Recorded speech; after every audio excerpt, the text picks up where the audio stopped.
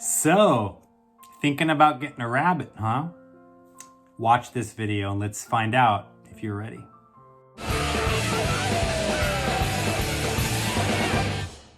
Hey everyone, Michael O'Brien here, and welcome to another episode of Advice for Magicians, where the goal is to get you guys to bring your magic to the next level. I'm Michael O'Brien, and I wanted to share a little bit of my knowledge with you on wabbits, bunnies, bunnos, buns, whatever you want to call them. I just recently got one, and I say recently, it's been like 6 months now, so she's growing. She's a big old bunny. But a lot of times we think like, oh, we're just gonna get a rabbit or like a hamster or a bird or some animal that we want to use in our magic act, but we don't really do the research beforehand to find that out. Consider this video your research on the world of rabbits. This is gonna be a crash course in rabbits for all of you that are interested in getting one and using it in your act. Before we jump into this video though, I just wanted to thank all of my Mob Squad members who have joined my membership. For just $1 a month, you guys can join too and get access to all of my members only content, including magic tutorial videos, early access, and a bunch of other fun stuff. All you have to do is just click the join button and you guys will become a member and get an awesome shout out just like these members will. I wanted to thank Nikki MC81, Jay Benison, and Rick Ray. Thank you guys so much for being the Mob Squad members of the day. You are awesome and I appreciate you. If you are watching this video and you haven't already clicked the subscribe button, please make sure you do that as well. And don't forget to ring the notification bell so you guys will not miss out on future content, especially if you like these Advice for Magician videos, because I'm going to be pumping out like a lot of them. Anyways, let's go ahead and jump into the content of this video now. So first and foremost, when you're thinking about getting a rabbit, what you need to do is you need to make sure that you are going to rabbit-proof your house. What does that mean, rabbit-proof your house? Rabbits are animals that their teeth are actually constantly growing. Their teeth are more like fingernails than like how our teeth are. And so when rabbits' teeth start to get a little too long, they get uncomfortable and they have a tendency to chew on things. And when I say chew on things, I mean literally chew on everything. They've already chewed through my MacBook charging cable. So that was like $125 that I had to replace. She has already chewed on all of the walls and all of the trimming around the house in the living room because we did not properly rabbit proof. So there's ways to do this. Make sure that you guys are wrapping your wires and putting them up so that the rabbit cannot get to them. You can also duct tape them or put like electrical tape on them. That way, if the rabbit does start chewing on them, she's not immediately gonna chew through the cable and your cable will last a little bit longer. I have heard, but this doesn't always work, you can also put anti-rabbit like bitter apple stuff on things that you don't want them chewing on. They will try to chew on it and then they will be like, yuck, this is nasty, and then they won't go and chew on that anymore. But there are a lot of rabbits that are determined and they don't care. They will just power through it and they will chew. And trust me, I know, I am a nail biter. And my mom tried to put the bitter stuff on my fingers when I was a kid and I just suffered through it and chewed on my fingernails. So might not work, but that is step one. You wanna make sure you rabbit proof your house, okay? Step two is you wanna give them a comfortable home. Do not get a small rinky-dink little cage and stick them in the cage and they're not gonna just live in the cage, okay? Our rabbits are partially free roaming. And when I say partially free roaming, I mean, she's allowed out. She's allowed to run around the living room and she has all of the living room space. She has her own little bed behind the couch that she goes in. She has her own little space that she likes to go, and we put like a little cardboard thing that she can chew on back there. And her cage door is left open, so that's where her potty is. She goes in the cage to go use her litter box. And all of her food is in the cage, so she knows like her cage is home base. And when she needs to eat or go potty, that's where she goes, okay? She doesn't always go potty in there, and so we're gonna talk about that in a little bit. But you wanna try to get her to go to her cage to go to the bathroom. When we're not home, or if I'm not able to watch her, she is in the cage and the door is closed, but we got a large dog kennel cage for her to be in, so she has plenty of room, so that she's not just in this like little cage and she can't move. Okay, it's very, very important. Rabbits are very emotional animals, and if they get depressed or lonely or bored, they will get sick. They won't eat, they'll pull out their fur, stuff like this. So you need to make sure that you give them plenty of space, and along with, on those same lines, things to keep them entertained, little toys that they can play with. You could buy rabbit toys, or you can make the toys. Like a really easy way to make a rabbit toy is to get a toilet paper roll and stuff it with her favorite treat. Hay, rabbits love to eat hay, or whatever, right? Leading into the next thing, understanding a rabbit's diet. It is very, very, very important to understand what your rabbit is allowed and not allowed to eat.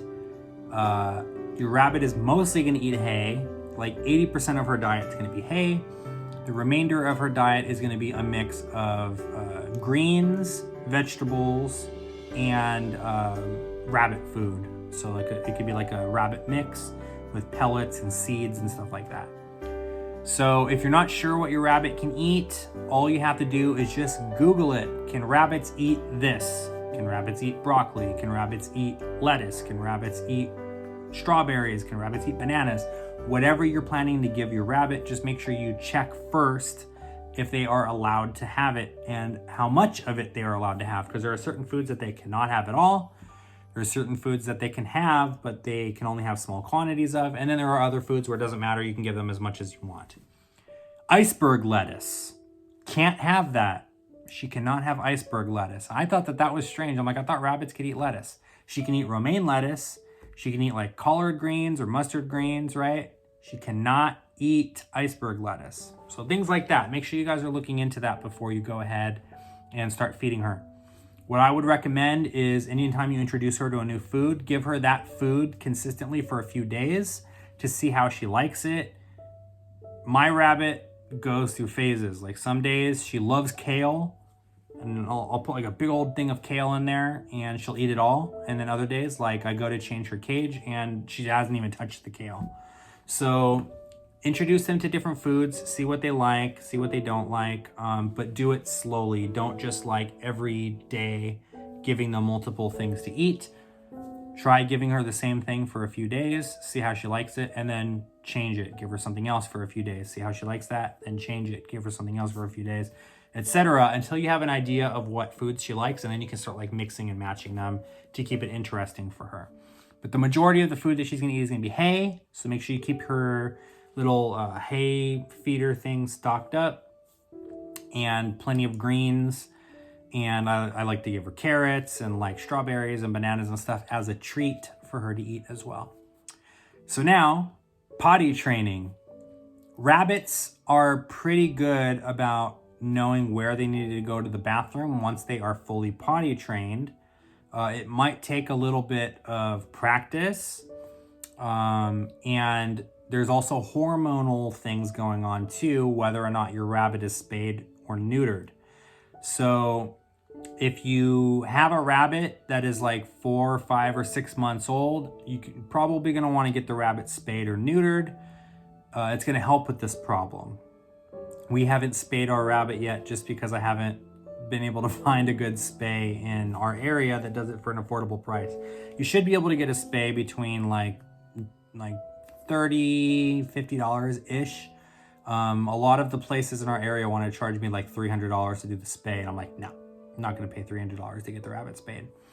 If you have that kind of money and you want to go to like a specialist to have your rabbit taken care of, then of course you're welcome to do that.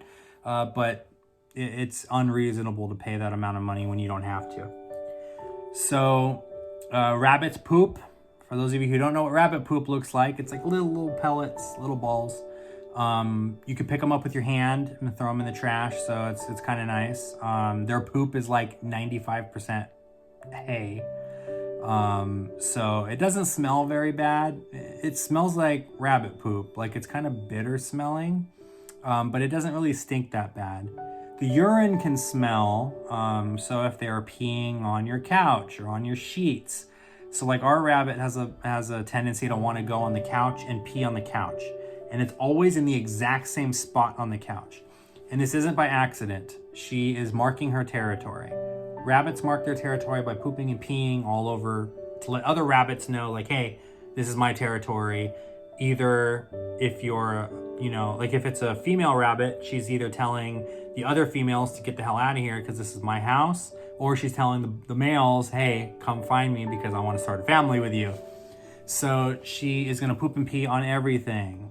It's your job to try to get her to poop and pee in the area that you want her to poop and pee. And the way that we were able to do that is by getting her a little litter box and putting it in the corner, because there's one corner of the house that she used to pee in all the time. So we put the litter box in the corner and we put her food there. Rabbits like to eat and go to the bathroom at the same time. So we put her hay feeder and her bowl of water and her bowl of hard pellets right next to the litter box. So she can eat while she's sitting in the litter box and she can go potty in the litter box. She now knows and understands that that's where she goes potty. If she's pooping outside of the litter box, what I recommend you do is pick up the poop and put it back in the litter box. Get her to know, like, this is where you need to go, okay? It's gonna take time. She still poops all over the place. She's gotten really good at going pee, but when we're not paying attention, she'll jump on the couch and she'll pee on the couch and run away just because she's trying to mark that spot.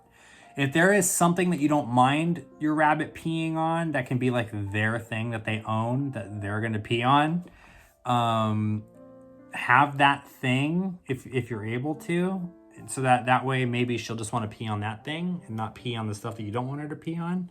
But if you can't have that thing, or if you're not prepared to have that thing, or if you're not prepared for accidents, if you're not prepared for chewing, if you're not prepared for poop all over the place, if you're not prepared to have a rabbit that isn't going to be in a cage all day, if you're not prepared for feeding the rabbit, taking care of it, you're not prepared for the rabbit. They are not necessarily high maintenance animals, not as much as like a ferret or something like that would be, but they're also not really independent animals either. They do need a lot of care. If possible, I recommend getting a companion for your rabbit if you're not going to have the time to spend a lot of time with them. Our rabbit really loves spending time. Luckily, she has my daughter there, and me sometimes. I play with her and stuff. So they don't get bored, they don't get lonely. Because like I said, if rabbits get sad or depressed, it's not healthy. They don't eat, they don't sleep, they chew and pull out their fur and all kinds of stuff. So make sure that you're taking care of your pets, make sure you take care of your animals, and make sure you're taking care of your stuff, because they're gonna destroy your stuff. Let me tell you. Luckily she hasn't destroyed anything like really bad aside from like chewing on the house and stuff. Like I said, she chewed through this cable, and she's chewed on the bookshelf, which was an expensive bookshelf. So yeah, I guess she's chewed on, and she chewed a couple of my wife's books. She wasn't too happy about that. So moral of the story is make sure that you're prepared. I recommend just going on YouTube and just looking up things that you're not sure about. How to potty train a rabbit, what to feed a rabbit, how to keep a rabbit entertained, best kind of cages or playpens for a rabbit. I don't know. If you have any questions or anything like that, feel free to leave a comment below and I'll answer it for you. But like I said, just make sure that you're prepared before you get the rabbit. And the last thing you should do is get the poor thing and then you just have it locked in a cage and, yeah. Before I let you guys go though, there is one last thing that I wanted to talk about. Since you're magicians and you're watching this video, I assume you're going to want to use your rabbit in the magic act, right? It is totally okay to use your rabbit in your magic act. Get them comfortable with being handled. Rabbits do not like being picked up. So if you have a rabbit that if you pick it up, it scratches the crap out of you. I don't know if you guys can see this, right? I don't know if I still have it. Yeah, there it is.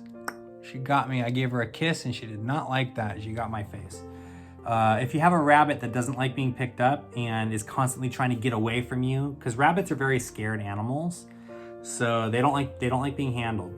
That rabbit is not going to work out for your magic act. So I'd probably recommend getting like a baby that you can raise and get them used to being handled. Or if you're gonna get an adult rabbit, make sure that it is one that isn't gonna freak out like when you pick it up. So play with it for a little bit before you buy it, if you're gonna buy it from like a rabbit farm, or if you're gonna buy it from like a breeder or like Petco or wherever you get rabbits from. I recommend a baby. If you're gonna get an adult, make sure it is not going to freak out when you pick it up. Make sure whatever apparatus you're gonna use to produce the rabbit is in appropriate size. Make sure the rabbit is not being smushed in it. Make sure that the rabbit is comfortable inside of it. And please, for the love of God, do not do balloon to rabbit. There is a balloon to rabbit production that looks awesome, but you have to pop the balloon, and rabbits have very sensitive hearing. So loud noises scare them. And there is something called sudden shock death syndrome that rabbits can get, where if they get scared from like a really loud noise, they can actually have a heart attack and die. So don't do balloon to rabbit. Don't do anything that involves making a really loud noise, okay? I hope you guys enjoyed this video. If you have any questions about rabbits, I am no rabbit expert by any means, but I will be happy to try to answer them to the best that I can about what I know. And if you have any doubts, I always recommend that you guys look it up on the interwebs to see if it is safe for anything that you want to do for your rabbit, whether it be feeding them or whatever. Anyways, Michael O'Brien here. I'll let you guys go. This is already like a 30-minute video. So take care, and I'll see you next time with more advice for magicians. Have a good night, everyone.